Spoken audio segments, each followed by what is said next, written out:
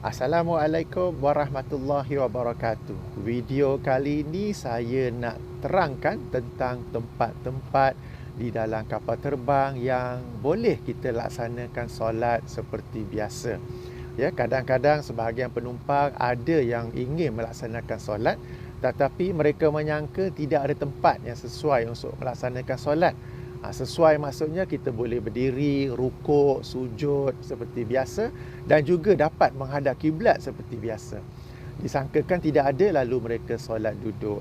Padahal ada ya. Jadi saya nak jelaskan. Dan penjelasan ini saya lakukan dalam pesawat Airbus A330. Jadi bukan sekadar teori saja tapi dapat tunjuk lokasi itu sebenarnya teori dan praktikal. Sebelum itu satu poin penting. Okay, saya membuat rakaman ini di dalam pesawat Airbus 330 milik Malaysia Airlines, di mana saya sendiri seorang juruterbang bersama dengan Malaysia Airlines ya. Pun begitu, video ini adalah atas kapasiti peribadi, maknanya ia video peribadi saya, pandangan peribadi saya, ia bukanlah video rasmi daripada Malaysia Airlines. Jadi apa-apa soalan, kritikan, pandangan boleh bagi kepada saya, terus kepada saya di ruangan komen ya. Okey, baik. Mari kita lihat di manakah tempat melaksanakan solat tersebut. Okey, pertama sekali bagi pesawat yang besar seperti Airbus A330, A350, okey, Boeing 77 dan sebagainya yang kita sebut sebagai wide body aircraft. Okey, dia ada 4 buah pintu, 4 pasang pintu. Pintu 1, 2, 3, 4 kiri dan kanan. Maka tempat yang sesuai melaksanakan solat lazimnya adalah pintu kedua. Okey. Jadi di hadapan saya itu ialah kelas perniagaan, business class. Ini pintu kedua sebelah kiri. Saya tukar fokus. Di mana kita dapat lihat ia agak luas dan lapang untuk melaksanakan solat pada mana-mana arah jua.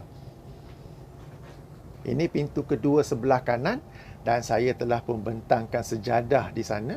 Sejadah saiz normal dan kita dapat lihat ada ruang yang cukup dan selesa di sana dan boleh menghadap ke arah yang menghadap ke mana-mana arah ya.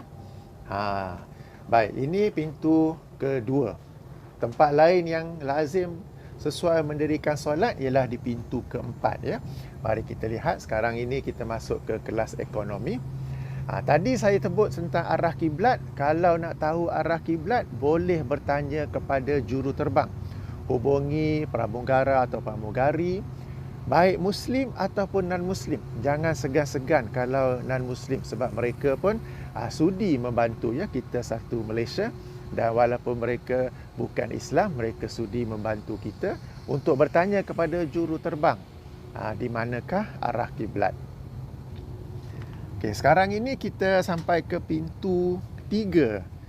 Pintu 3 pun ada sedikit ruang di situ tetapi tidak sesuai sebab laksanakan solat di sini tidak ada privacy ya, sebab tu semua penumpang sekarang ni kosong. Tapi kalau ada penumpang ramai-ramai depan tu kita solat, jadi kurang sesuai. Maka yang lebih sesuai ialah pada pintu keempat. Apabila tanya juruterbang, kadang-kadang juruterbang ni bagi arah kiblat tu disebut pukul 4, pukul 7. Apa maksudnya tu? Itu maksudnya mereka menggunakan arah dengan menggunakan muka jam. Di mana kalau mereka sebut pukul 12 maknanya terus ke hadapan. Pukul 6 ke belakang. Jadi kalau pukul 4, pukul 7 itu mengikut arah jam itu ya.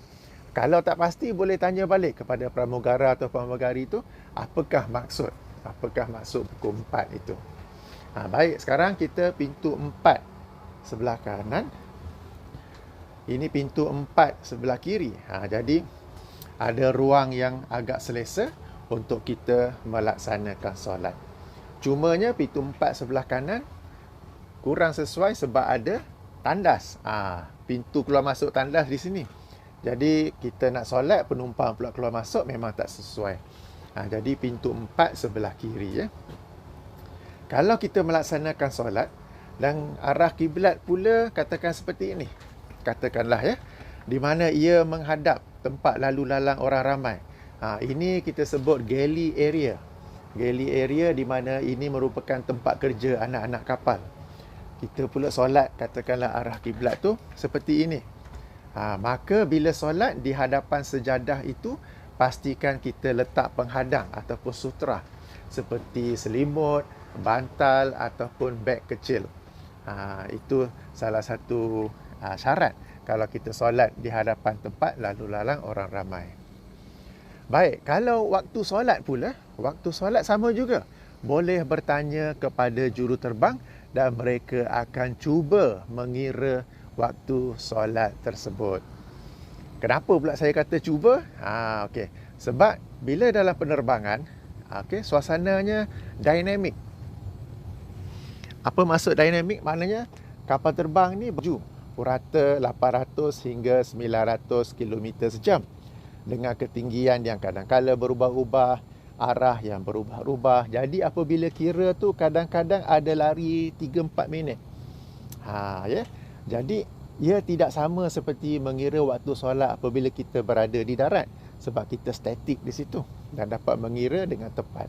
Jadi apabila mengira dalam penerbangan, memang kadang-kala lari sedikit 3-4 minit, tak mengapa, itu sesuatu yang dimaafkan kerana suasana dinamik kapal terbang ini, ya.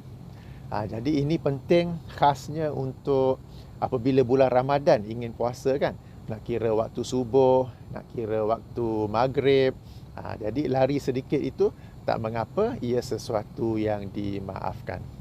Baik, beberapa poin penting ya tentang tempat-tempat melaksanakan solat ini. Walaupun saya dah tunjuk ada beberapa tempat tadi. Pertama sekali, sebelum nak melaksanakan solat, minta izin daripada anak kapal terlebih dahulu. Sebabnya itu adalah tempat kerja mereka. Kalau perasan tadi, dekat pintu itulah yang ada kita sebut galley area.